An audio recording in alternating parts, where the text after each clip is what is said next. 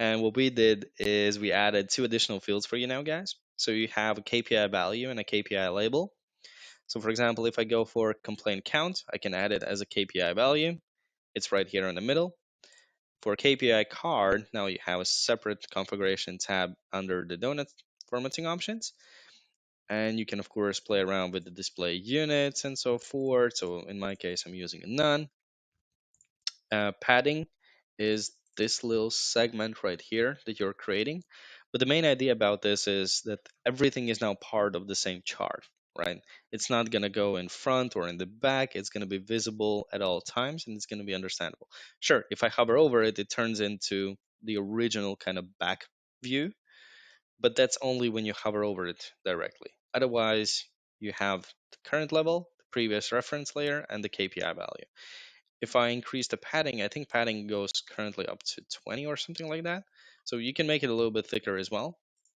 Or you can kind of replicate the native experience. I wouldn't recommend it because then you don't know if you're on the first or the third level of the drill down. But you can see if it's 0, there's no inner reference layers.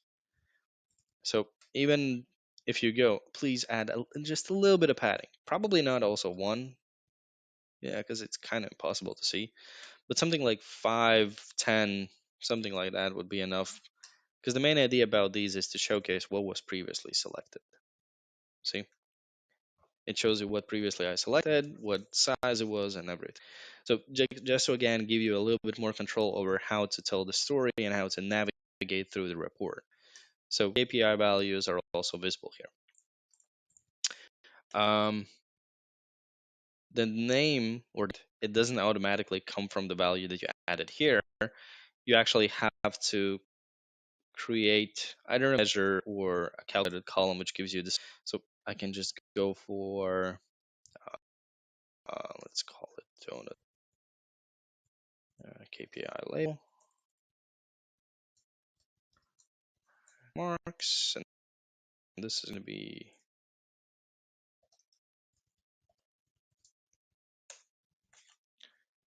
and have it in the label.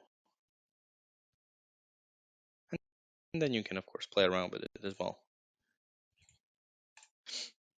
So that's something new we added to the donut as well, because it's now going to be a lot easier to control it. You don't have to worry about an additional card or something like that. It's going to be part of the same visual.